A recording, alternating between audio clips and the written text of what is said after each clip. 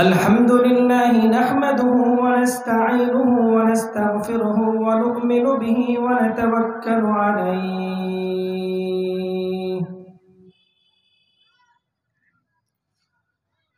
ونعوذ بالله من شرور أنفسنا ومن سيئات أعمالنا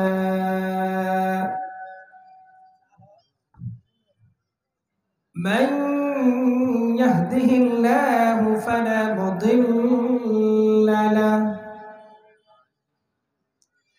ومن يضلله فلا هادي له وأشهد أن لا إله إلا الله وحده لا شريك له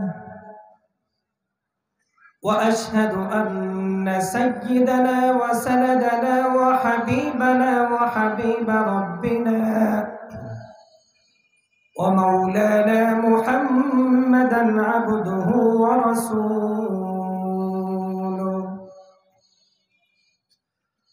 أرسله الله تعالى بالحق بشيرا ونذيرا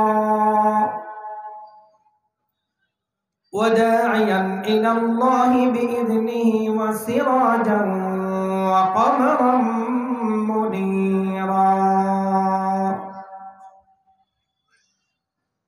أما بعد فأعوذ بالله من الشيطان الرجيم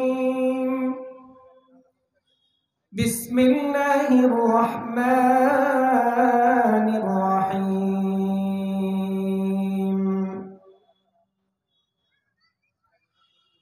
والسابقون الأولون من المهاجرين والأنصار والذين اتبعوهم بإحسان رضي الله عنهم ورضوا عنه وأعد لهم جنات تجري تحتها الأنهار خالدين فيها أبدا ذلك الفوز العظيم آمنت بالله صدق الله مولانا العظيم وصدق رسوله النبي الكريم ونحن على ذلك من الشاهدين والشاكرين والحمد لله رب العالمين سبحانك لا علم لنا إلا ما علمتنا إنك أنت العليم الحكيم সকলে মহব্বতের সাথে আমরা দরুদ শরীফ পাঠ করি اللهم صل على محمد وعلى آل محمد كما صليت على إبراهيم وعلى آل إبراهيم إنك حميد مجيد اللهم بارك على محمد وعلى آل محمد كما باركت على إبراهيم وعلى آل إبراهيم إنك حميد مجيد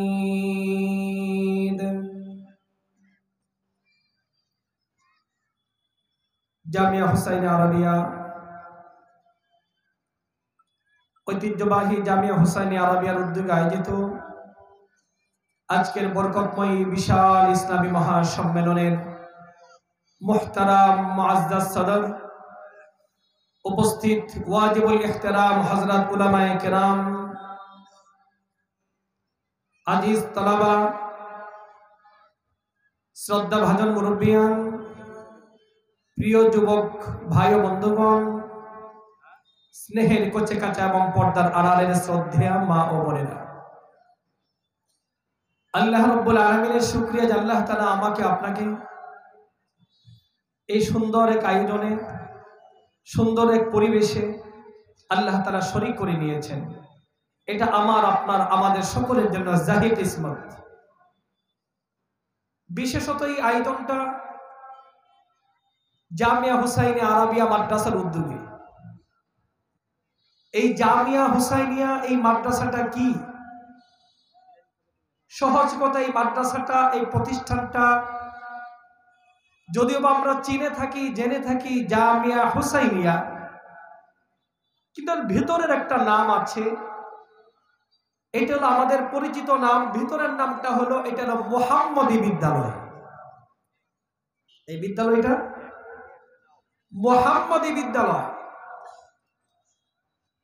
এটা শুধুই একটা গতানুগতিক শিক্ষা প্রতিষ্ঠান না। এই জামিয়া হুসাইনিয়ার সাথে সম্পর্ক কার সাথে? দারুল উলুম দেওবন্দের সাথে। দারুল উলুম দেওবন্দের সম্পর্ক কার সাথে? পৃথিবীর প্রথম প্রতিষ্ঠিত মুহাম্মদী বিদ্যালয় দারুল আরকামের সাথে, যার মুহতামিম ছিলেন, যেই প্রতিষ্ঠানটার পরিচালক ছিলেন বিশ্বনবী রাহমাতুল্লিল আলামিন, যেই মাদ্রাসার শাগরিদ ছিলেন সাহাবায়ে কেরাম। সাহাবায়ে কেরাম তারা কারা ছিলেন? যারা আল্লাহ তাআলার পছন্দের ছিলেন, যারা জান্নাতি ছিলেন। আমরা একটা কথা শুনে থাকি বা বলে থাকি যে আশারায়ে মুবাশশারা বিল জান্নাহ, 10 জন জান্নাতের সুসংবাদপ্রাপ্ত সাহাবা। বলে থাকি না? জান্নাতের সুসংবাদপ্রাপ্ত সাহাবা কি শুধুই 10 জন? না,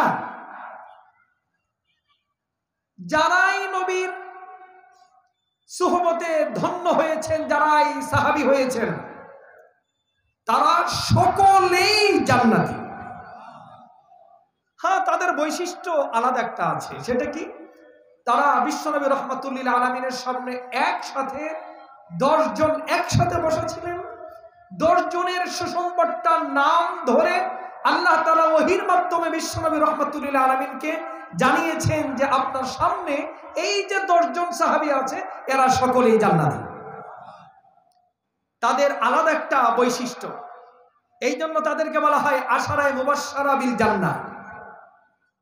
এর অর্থ এটা না যে অন্য সাহাবী দুনিয়া থেকে জান্নাতের সুসংবাদ পান নাই। না, সকল সাহাবী জান্নাতের সুসংবাদ পেয়েছেন।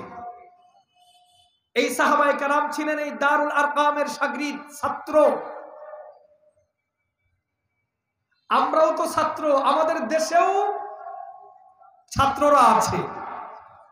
বিশ্বনবী রাহমাতুল্লিল আলামিনের ছাত্রও ছিলেন।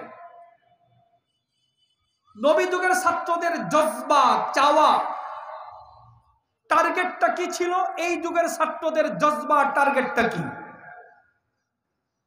আমার নবীর যারা শাগরিদ ছিলেন, মুহাম্মদী বিদ্যালয়ের যারা শিক্ষার্থী ছিলেন, তাদের জীবনের সাধনা, তাদের জীবনের স্বপ্ন এটা ছিল না কাঁদিয়ে কাঁদিয়ে নাম্বার পাবো, ভালো সার্টিফিকেট অর্জন করব, ভালো একটা চাকরি পাবো, গাড়ি বাড়ি অর্জন করব, সুখে দুনিয়ায় জীবন যাপন করব, আমোদ ফুর্তিয়ে থাকবো। আল্লাহর কসম, সাহাবায়ে কেরামের এই জজবা ছিল না। সম্মানিত মুসলিয়ান, এখানে কিছু বুঝার, আমাদের সন্তান, আমাদের জাতি যারা নাকি পড়াশোনা করে, তাদের টার্গেট হওয়ার কি ছিল, তাদের স্বপ্ন তারা কি লালন করে। প্রায় শতভাগ শিক্ষার্থী, প্রায় শতভাগ তারা একটা বাইন্ডিং এর মধ্যে থাকে, শিক্ষার বাইন্ডিং। তাদের টার্গেটটাই থাকে প্রায় যে আমরা একটা সার্টিফিকেট অর্জন করব, একটা জানান দিব, প্রমাণ দিব যে আমি যোগ্য। উদ্দেশ্য হলো ভালো একটা পজিশন করে নেওয়া। এটা মানুষের জীবনের উদ্দেশ্য হতে পারে না। এটা মানুষের জীবনের উদ্দেশ্য হতে পারে না। আশরাফুল মাখলুকাত মানুষের জীবনের উদ্দেশ্য এটা হতে পারে না। সাহাবায়ে কেরামের জীবনের উদ্দেশ্য কি ছিল? যারা মুহাম্মদী বিদ্যালয়ের শিক্ষার্থী ছিলেন, এই মুহাম্মদী বিদ্যালয়ের যারা শিক্ষার্থী ছিলেন, তাদের টার্গেট, তাদের স্বপ্ন ছিল এটা যে আমাদেরকে প্রথমে মানুষ হতে হবে। কি হতে হবে? মানুষ হতে হবে। এই জন্য বিশ্বনবীর সামনে যখন বসতেন, আল্লাহর হাবিব আলাইহিস সালাতু ওয়াস সালাম তাদেরকে মানবতার দর্শ দিতেন। ইতিহাসে দেখা যায় আল্লাহর হাবিবের নবুয়ত পাওয়ার পূর্বে, নবুয়ত প্রাপ্তির পূর্বে যেই যুগটা আকৃতিতে মানুষ ছিল কিন্তু ভিতরটা সম্পূর্ণই 100% পশুত্ব বিরাজমান ছিল। বিশ্বনবী রাহমাতুল্লিল আলামিনের সামনে বসার কারণে তাদের জজবার নিয়তটা শুদ্ধ থাকার কারণে, বিশুদ্ধ হওয়ার কারণে আল্লাহ তাআলা তাদেরকে পরিশুদ্ধ করে দিয়েছেন। উপরন্তু আল্লাহর হাবিবের সামনে বসার পরে তাদের মস্তিষ্কে এই জিনিসটাও তারা গেঁথে নিয়েছিলেন। আল্লাহর হাবিব তাদের মস্তিষ্কে ঢেলে দিয়েছিলেন, মা ইয়ালফিযু মিন কাওলিন ইল্লা লাদাইহি রাকীবুন আতীদ, মা ইয়ালফিযু মিন কাওলিন ইল্লা লাদাইহি রাকীবুন আতীদ। আল্লাহ রাব্বুল আলামিন ফরমান, যে কোনো মানুষ যে কোনো কথা বলে না কেন, প্রতিটা কথা তার রেকর্ড করা হচ্ছে। রেকর্ড হচ্ছে না? সাথে একজন কি আছে? পাহারাদার, একজন লেখক আছে। আমরা যা বলি, যা করি, সাথে সাথে তা লিপিবদ্ধ করা হয়। সাহাবায়ে কেরামের সামনে বিশ্বনবী এই আয়াত তেলাওয়াত করলেন। আল্লাহর হাবিব এটাও বললেন যে দেখো, তোমাদের কথা, তোমাদের কর্মের উপরে তোমাদের পরিণতি নির্ণীত হবে।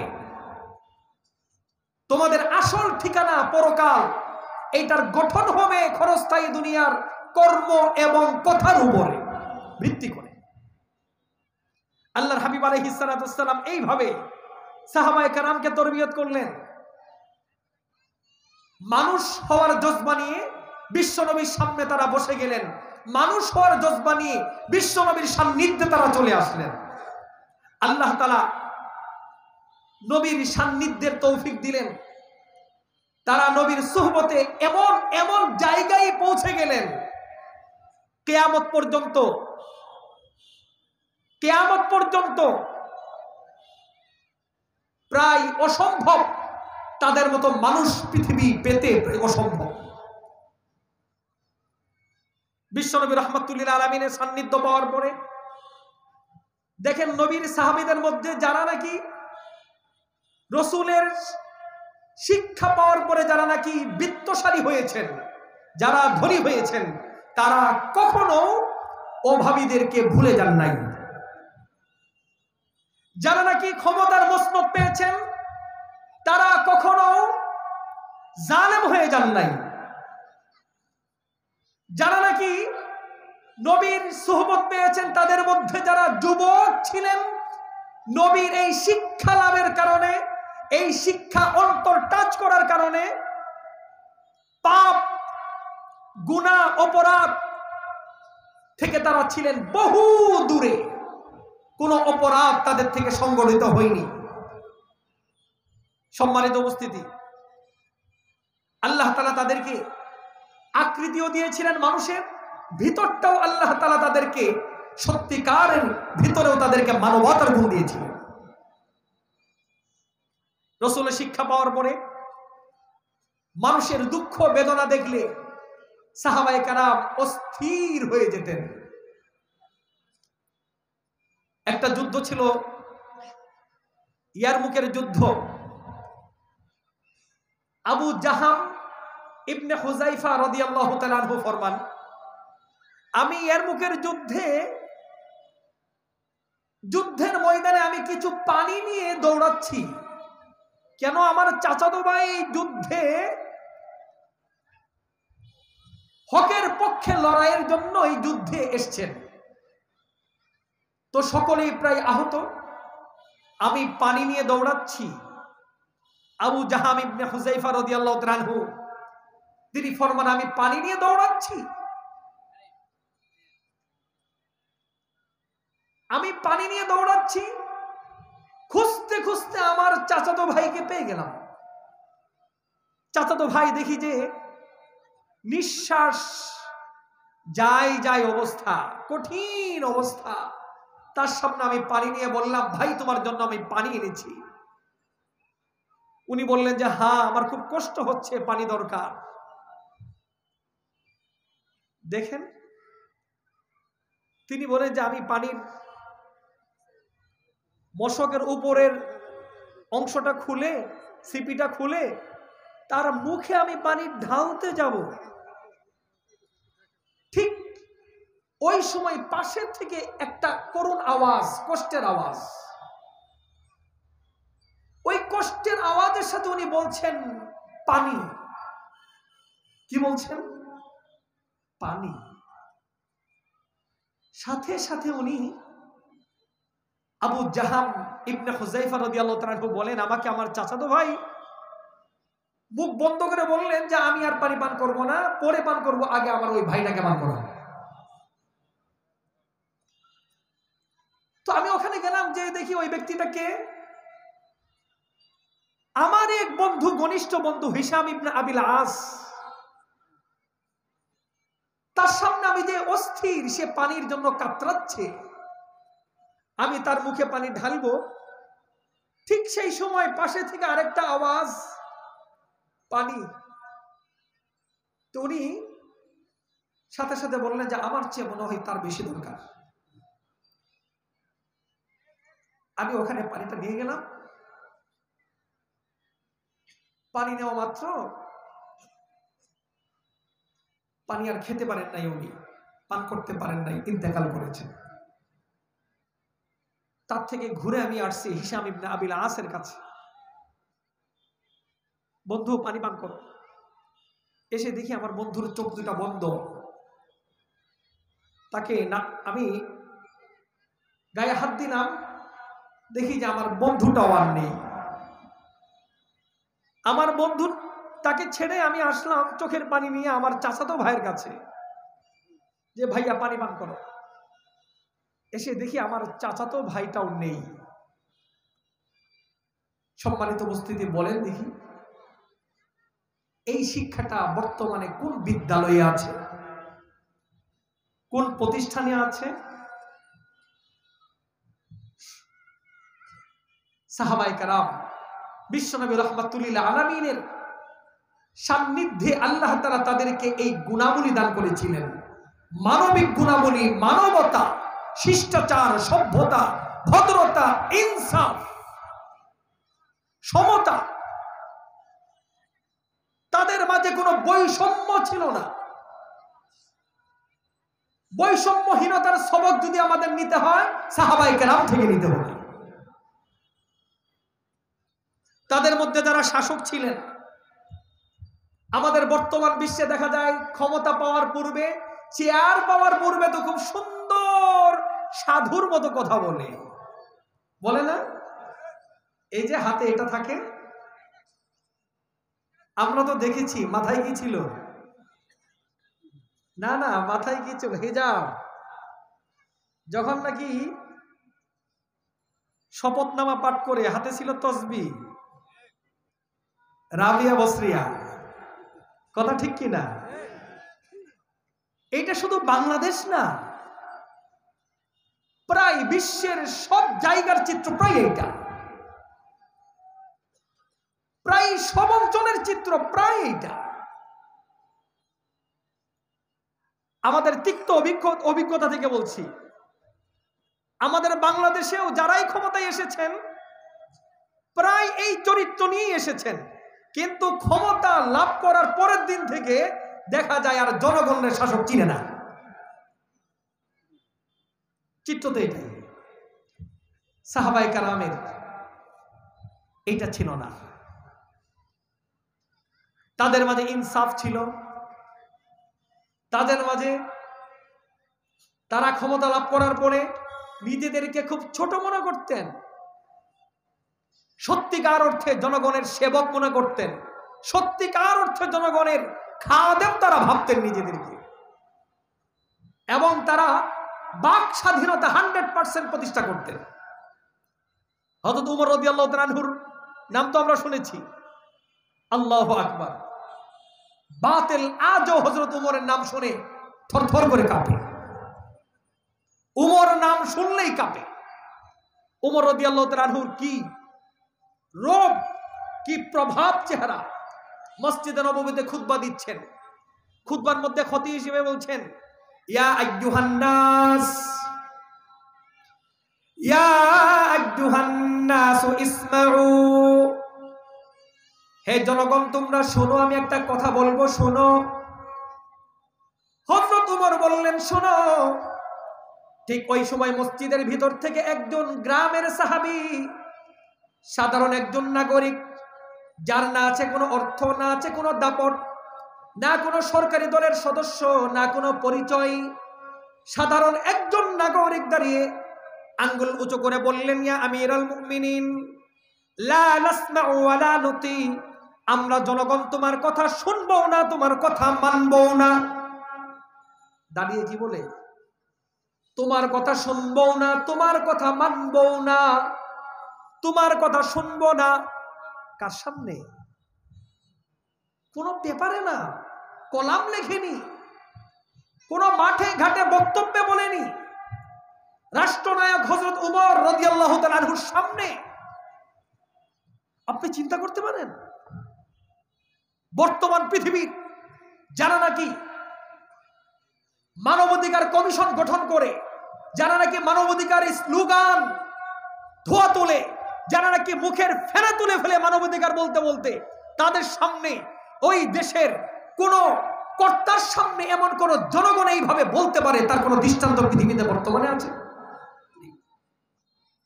হযরত উমর রাদিয়াল্লাহু তাআলা আনহু মোমের মতো গলে গেলেন, কোন রাগ গুসা কিচ্ছু নেই। তিনি বললেন, লিমা, কেন আমার কথা শুনবে না, কেন মানবে না? ভাই আমার নরম। আর আমাদের দেশ কি হলে কি হতো? একে পরের দিন পাওয়া যেত? বলেন দেখি, সোজা আয়না ঘর।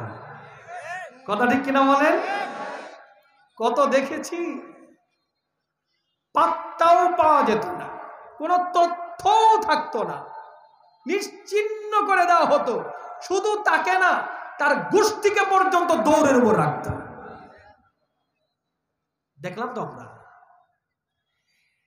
এইবার হযরত ওমর ফরমান, হে আমার ভাই, আমার কথা কেন শুনবে না, আমার কথা কেন মানবে না? আমি অপরাধটা কি করলাম?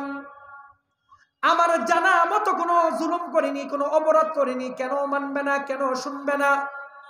এইবারে সাহাবী বলে, হে আমির, শুনেন, এই জন্য মানব না, আপনি জালেম। আপনি ওমর কি জালেম? কেন? গনিমতের মাল বন্টন করেছেন, এই বন্টনটা সুষম বন্টন হয়নি, ইনসাফ ভিত্তিক বন্টন হয়নি, জুলুমের বন্টন হয়েছে। কেন? আপনি ঘোষণা দিয়েছেন দেশের সকল নাগরিক চাদর পাবে একটা, কিন্তু আপনার গায়ে চাদর দেখছি দুইটা, নিচে একটা, উপরে একটা। আমরা পেলাম একটা, আপনি পেলেন দুইটা। এটা তো ইনসাফ ভিত্তিক বন্টন হলো না, এটা জুলুম। আপনি জালেম। জালেমের কথা শুনবো না, মানবো না। শুধু এমনি বলেনি, তলোয়ার খাপ থেকে বের করে, নাঙ্গা তলোয়ার উঁচা করে কি কয়, তোমার কাল্লাটাই কেটে ফেলবো। কাকে বলে?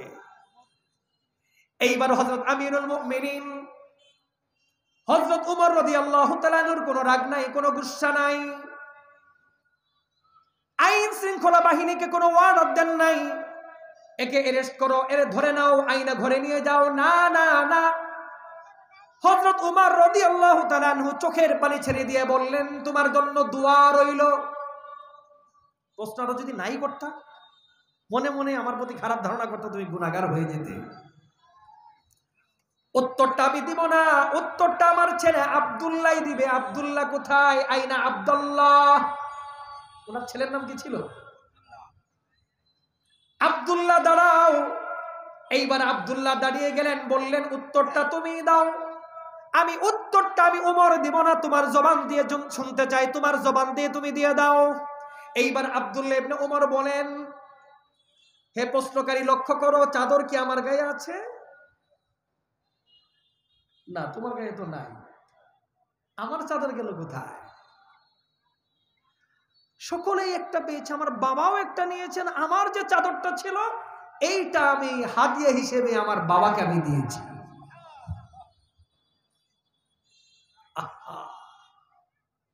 এইবার হযরত উমর রাদিয়াল্লাহু তাআলা আনহুর সামনে ওই বেদুইন গ্রাম্য লোকটা তলোয়ার কুশমুক্ত করে বলে, কোন ইদান নাসমা মানতি, এখন শুনবো, মানবো, বলো। এরপরের থেকে হযরত উমর রাদিয়াল্লাহু তাআলা আনহু রাষ্ট্রের সম্পদ যখন ব্যাপক হারে বন্টন হতো, ছেলেদের কোন গিফট হযরত উমর ইতিহাসে আছে এরপরে আর নেন নাই। কেন? আমি ছেলেদের হাদিয়া যদি নেই মানুষ খারাপ ধারণা করবে, খারাপ ধারণা করে জাহান্নামী হবে। হযরত উমর আর ছেলেদের হাদিয়াই নেন নাই। কি ইনসাফ! এই ইনসাফ প্রতিষ্ঠা কে করেছিলেন? বিশ্বনবী রাহমাতুল লিল আলামিন। আল্লাহু আকবার।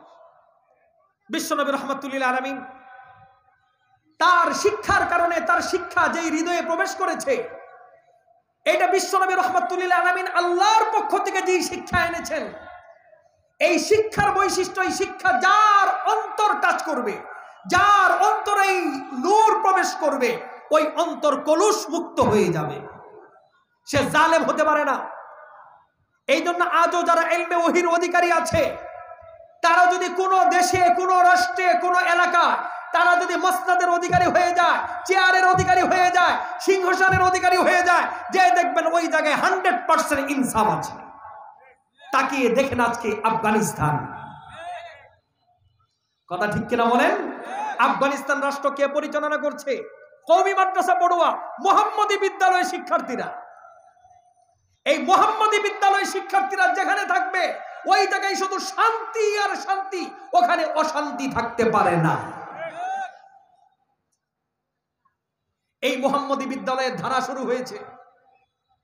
আস্তে আস্তে আস্তে আস্তে এই মোহাম্মদী বিদ্যালয়ের একটা বিশেষ শাখা, প্রত্যক্ষ শাখা দারুল উলুম দেওবন্দ। সময়ের স্বল্পতার কারণে আমি কথা সংক্ষেপে বলছি। দারুল উলুম দেওবন্দ, এই দেওবন্দ মাদ্রাসার প্রতিষ্ঠাতাকে বিশ্বনবী রাহমাতুল লিল আলামিন মুবাশশারাতে দারুল উলুম দেওবন্দ একটি রিসালা আছে, কিতাব, ওখানে সনদ সহ বয়ান আছে।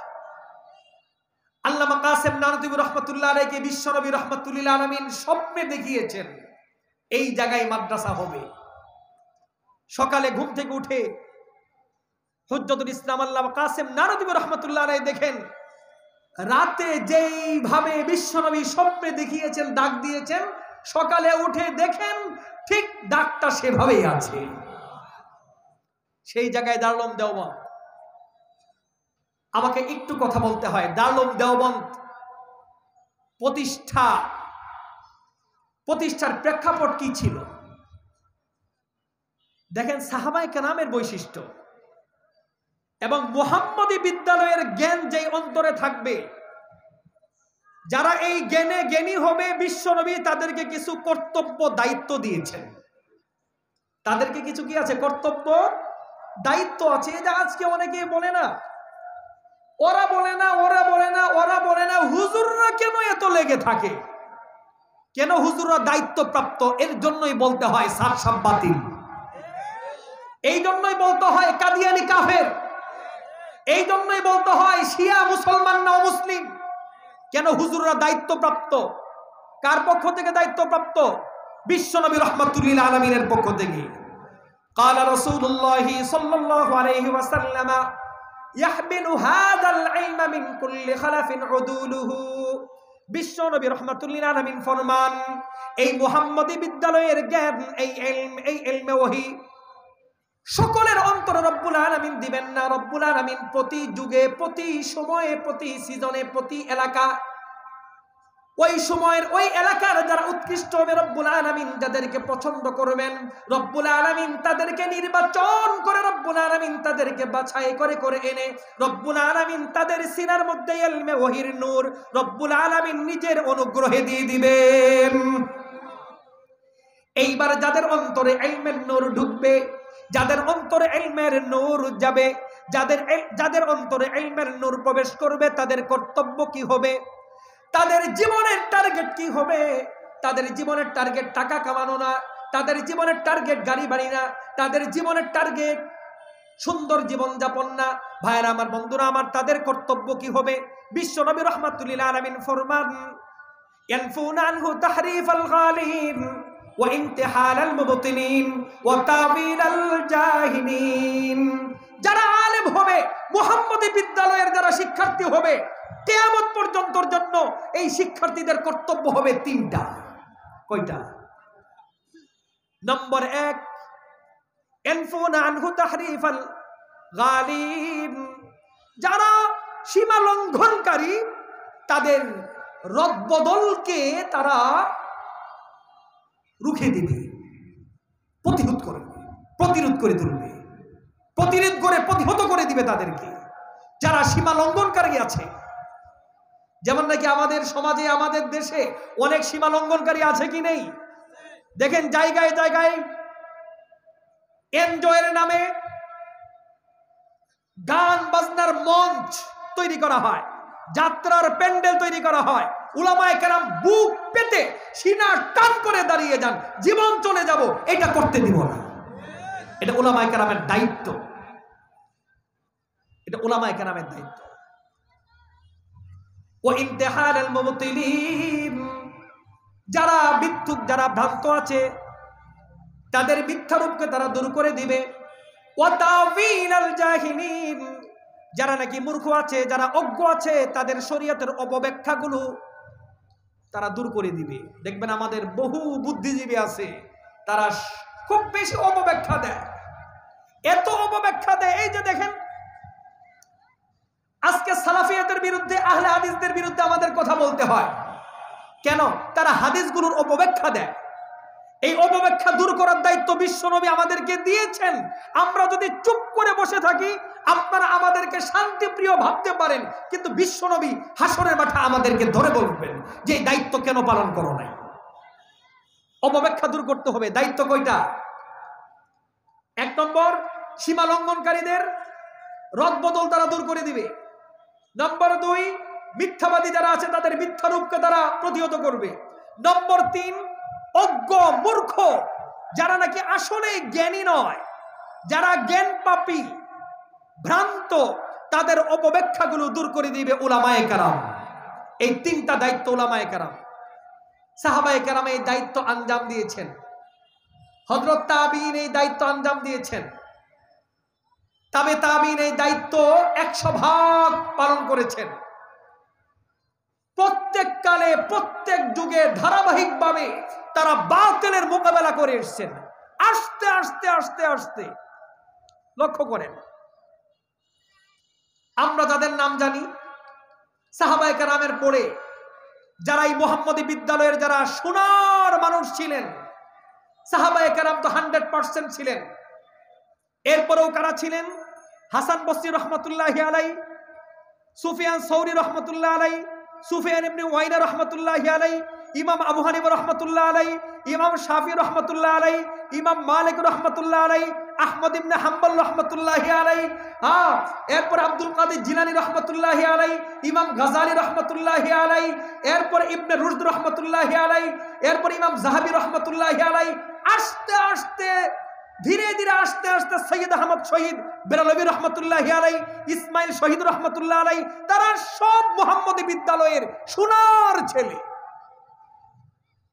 শাহ ওলিউল্লাহ মুহাদ্দিস দেহলভী রহমতুল্লাহ আলাই, শাহ আব্দুল আজিজ মুহাদ্দিস দেহলভী রহমতুল্লাহ আলাই, যিনি নাকি আমাদের ভারতবর্ষের স্বাধীনতার স্বপ্নদ্রষ্টা ছিলেন, মূল পরিকল্পনাকারী ছিলেন। শাহ আব্দুল আজিজ মুহাদ্দিস দেহলভী রহমতুল্লাহ আলাই, হুজ্জাতুল ইসলাম আল্লামা কাসেম নানদী রহমতুল্লাহ আলাই, গঙ্গোহী রহমতুল্লাহ আলাই, মুহাজির মক্কি রহমতুল্লাহ আলাই, সৈয়দ আহমদ হুসাইন মাদানী রহমতুল্লাহ আলাই, তাদেরকে আমরা চিনি, জানি। এই যে সোনার ছেলেরা, মুহাম্মদী বিদ্যালয়ের এই সোনার ফসল যদি না থাকতো, আমরা আমাদের দেশটাও পাইতাম না, আমাদের দেশটা আমরা পেতাম না। 1947 খ্রিস্টাব্দে যে স্বাধীনতা অর্জন করি আমরা ইংরেজদের থেকে, এই স্বাধীনতা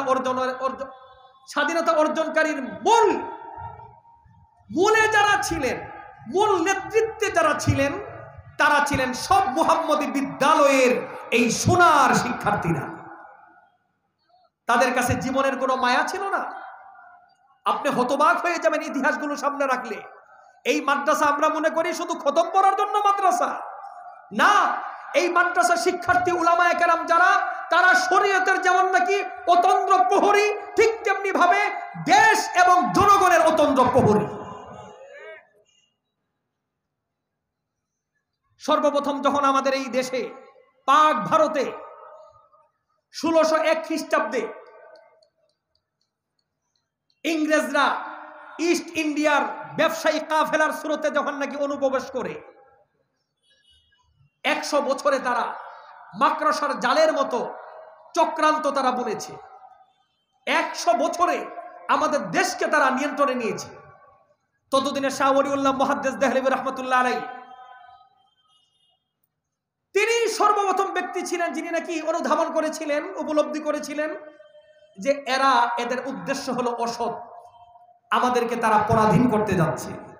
সর্বপ্রথম এই উপলব্ধি এসেছিল শাহ ওলিউল্লাহ মুহাদ্দিস দেহলভী রহমতুল্লাহ আলাই, যিনি নাকি মুহাম্মদী বিদ্যালয়ের উজ্জ্বল নক্ষত্র ছিলেন।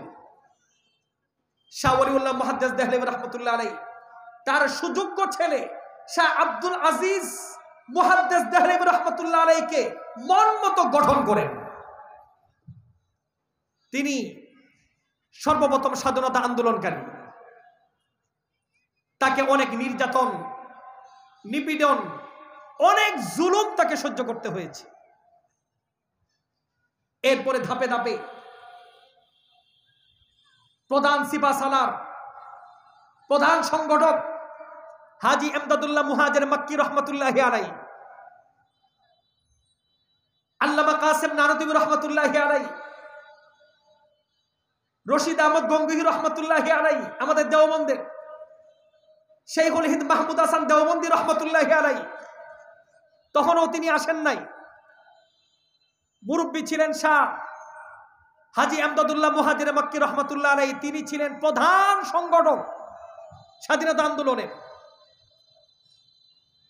তিনি একটা ছোট্ট জামাত, একটা দল গঠন করলেন, ইংরেজদের বিরুদ্ধে যুদ্ধে অবতীর্ণ হলেন। সেই ঐতিহাসিক যুদ্ধ শামেলির যুদ্ধ 1857 খ্রিস্টাব্দে সংগঠিত হয়। সেই ময়দানে যাওয়ার আমার খুব জজবা ছিল, সেই ময়দানেও গিয়েছি। হাফেজ জামিন শহীদ রহমতুল্লাহ আলাই যেখানে শহীদ হয়েছেন, ওই জায়গায় 2 রাকাত নামাজও পড়েছি, বড় জজবা ছিল। সেখানে মুসলমানরা পরাজিত হয়, আসলে বাহ্যিক আকৃতিতে পরাজিত, মুসলমানদের জীবনে কোনোদিন ইতিহাসে পরাজয় নেই। শামেলি যুদ্ধের পরে ইংরেজরা ভারতবর্ষের যত বড় বড় শহর, কলকাতা, দিল্লি, লখনৌ, বোম্বে, যত বড় বড় শহর, সব বড় বড় শহরগুলোর প্রতিটা গাছের ভিতরে উলামায়ে কেরামকে তারা ফাঁসির লাশ ঝুলিয়ে রেখেছিল। উলামায়ে কেরামের লাশ আনাচে কানাচে, দিল্লির চতুর্দিকে যে রাস্তাগুলো ছিল, রাস্তার প্রতিটা ঢালে ঢালে উলামায়ে কেরামের লাশ ঝুলছে। হাজার হাজার উলামায়ে কেরামকে তারা শহীদ করেছে। আল্লামা কাসেম নানুতুবি রহমতুল্লাহ আলাইহি দেখলেন আমাদের লোকজন কম, এইভাবে হবে না, অতএব আমাকে লোক গঠন করতে হবে, আমাকে লোক গঠন করতে হবে, জাতি গঠন করতে হবে। আল্লাহর দিকে মুতাওয়াজ্জহ হলেন। কাশফের মাধ্যমে আল্লাহ তাআলার ইশারায় তিনি 1866 খ্রিস্টাব্দের 30 মে বুধবার আল্লাহ রাসূল আলাইহিস সালাতু ওয়াস সালামের দেখানো জায়গায়, চিহ্নিত জায়গায়, রাসূলের ইশারায় সর্বপ্রথম তিনি দারুল উলুম দেওবন্দ প্রতিষ্ঠা করেন। দারুল উলুম দেওবন্দ শুধুই একটা প্রতিষ্ঠান না, দারুল উলুম দেওবন্দ একটা আন্দোলন। দারুল উলুম দেওবন্দ যদি না হতো আমাদের এই ভারতবর্ষ স্বাধীন হতো না। দারুল উলুম দেওবন্দ যদি না হতো আমরা স্বাধীনতার সাথে আজকে নিঃশ্বাস নিতে পারতাম না। দারুল উলুম দেওবন্দ যদি না পেতাম আমরা এত সুন্দর করে চলতে পারতাম না। এই সবটাই অবদান হলো দারুল উলুম দেওবন্দের। দারুল উলুম দেওবন্দ প্রতিষ্ঠা হলো, প্রথম দিন শিক্ষক একজন, তার নাম মোল্লা মাহমুদ, ছোট্ট ছাত্র শাগির্দ একজন, সে কে? মাহমুদ হাসান দেওবন্দি। উস্তাদ বি মাহমুদ, শাগির্দ বি মাহমুদ। উস্তাদের নামও মাহমুদ, শাগির্দের নামও মাহমুদ। উস্তাদ একজন, শাগির্দ একজন। এইভাবেই যাত্রা শুরু। ডালিম গাছের নিচে কওমি মাদ্রাসার ইতিহাস। আল্লাহ তাআলা এই ডালিম গাছের ছায়াকে সারা দুনিয়াতে পৌঁছে দিয়েছেন। আল্লামা মাহমুদ হাসান দেওবন্দি রহমতুল্লাহি আলাইহি, আল্লাহ তাআলা তাকে গঠন করে দিলেন। আপনি চিন্তা করতে পারবেন না তার কলিজাটা কি ছিল। তার হাতে গড়া শাগির্দ আল্লামা হুসাইন আহমদ বাদানী রহমতুল্লাহি আলাইহি, তার কলিজাটা কি ছিল আপনি চিন্তাও করতে পারবেন না। নবীর ওয়ারিস, মুহাম্মদী বিদ্যালয়ের শিক্ষার্থী, তাদের বৈশিষ্ট্য কি? ইংরেজদের বিরুদ্ধে উনি প্রতিরোধ গড়ে তুললেন। শেখুল ইসলাম মাদানী রহমতুল্লাহ আলাইহি উনি ঘোষণা দিলেন ভারতবর্ষে আজকে থেকে এই ইংরেজ সরকারকে কেউ সাহায্য করতে পারবে না, এবং ফতোয়া দিয়ে বসলেন अंग्रेजी हुकूमत की मुलाजमत হারাম है। এই ইংরেজ সরকারের অধীনে চাকরি করা হারাম, তাদেরকে সহযোগিতা করা হারাম। অসহযোগ আন্দোলনের ডাক দিলেন ইংরেজ সরকারের বিরুদ্ধে। কে? শেখুল ইসলাম মাদানী রহমতুল্লাহি আলাইহি। নিশ্চিত এটা রাষ্ট্রদ্রোহিতা শামিল তাদের বিচারে। উনাকে দেওবন্দ থেকে অ্যারেস্ট করা হলো, পুলিশ অ্যারেস্ট করে নিয়ে গেল। কোথায় নিয়ে গেল? পাশের জেলাতে না, ভারতের দেওবন্দ থেকে নিয়ে যাওয়া হলো পাকিস্তানের করাচি। তখন তো এক রাষ্ট্রই। করাচি কোর্টে তাকে উঠানো হলো। যখন নাকি কোর্টে উঠানো হচ্ছে, কোর্ট প্রাঙ্গণে ছিলেন আব্দুল মাজেদ দরিয়াবাদী রহমতুল্লাহি আলাইহি। উনি শেখুল ইসলাম মাদানী রহমতুল্লাহ আলাইহির পায়ে পড়ে গেলেন, হযরত আপনার কৌশল জানা আছে। চোখের পানি ছেড়ে দিয়ে বললেন, আপনি কৌশলে যদি কথাটা বলেন আপনার ফাঁসি হবে না, মিথ্যাও হবে না, কৌশলে বলবেন। কেন? আপনার নেতৃত্ব এই গোটা জাতির জন্য এখন নেহায়েত জরুরি। এই জাতি আপনার মতো যোগ্য নেতা যদি না পায় এই জাতি ধ্বংস হয়ে যাবে। তিনি মুখে হাসি দিয়ে বললেন, হেফাজত করেনওয়ালা কে?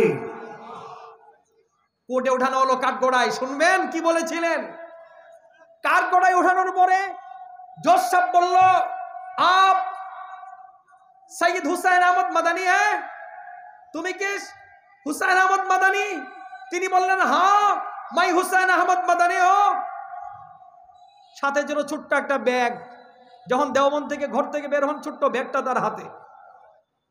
জজ সাহেব বলল, आपने फतवा दिया, आपने फतवा दिया है क्या अंग्रेजी हुकूमत की मुलाजमत हराम है?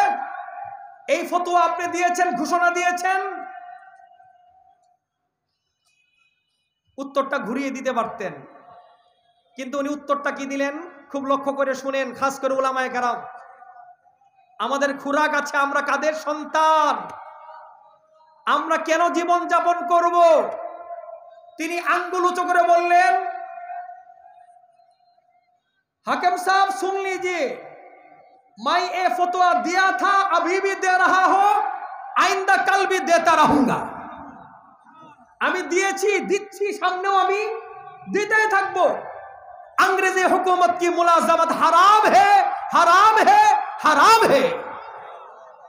কূট প্রাঙ্গণে সকলেই ইংরেজ দালাল, তো মুসলমান ইংরেজ দালাল, যেমন আওয়ামী লীগের আমলে দালাল ছিল না। এখন তো সব দেখবেন যে মুখে ফেনাই উড়াই ফেলায় আমাদের পক্ষে, তখন তো ওই পক্ষের দালালি করছে। বউ আছে কি না এরকম? পোশাক আর খুলস পাল্টে ফেলছে, এরকম সব যুগেই এরকম খুলসওয়ালা থাকে কিছু।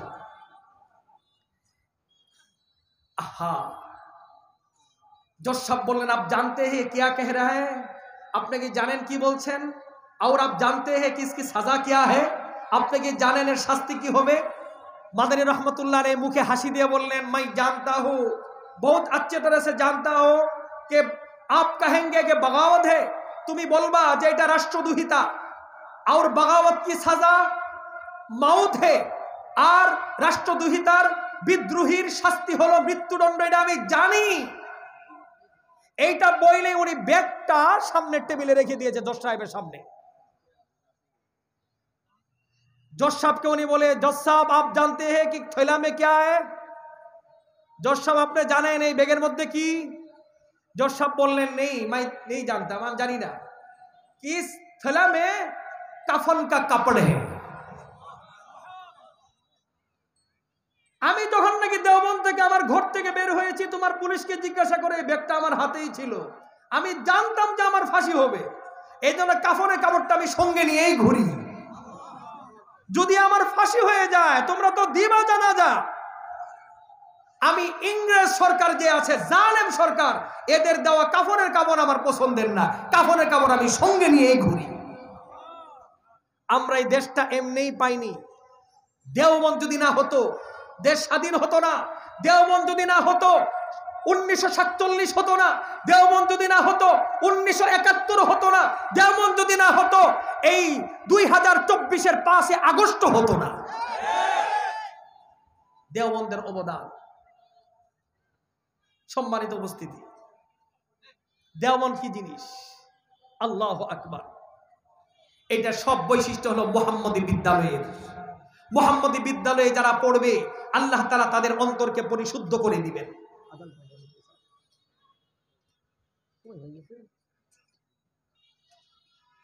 জাহি কিসমত, খুশনসিবি তাদের জন্য আল্লাহ তাআলা যার অন্তরের মধ্যে এই দেওবন্দি বিদ্যালয়ের নূর আল্লাহ তাআলা ঢেলে দিয়েছেন, যাদের সম্পর্ক আল্লাহ তাআলা দেওবন্দি বিদ্যালয়ের সাথে জুড়ে দিয়েছেন।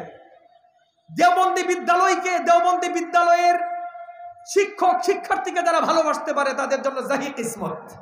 আল্লাহ তাআলা আমাকে আপনাকে আমাদের সকলকে বুঝবার এবং সে অনুযায়ী চলবার আল্লাহ তাআলা তৌফিক নসিব ফরমান। ওয়া আখিরু দাওয়ানা আলহামদুলিল্লাহি রাব্বিল আলামিন। আসসালামু আলাইকুম ওয়া রাহমাতুল্লাহি ওয়া বারাকাতুহু।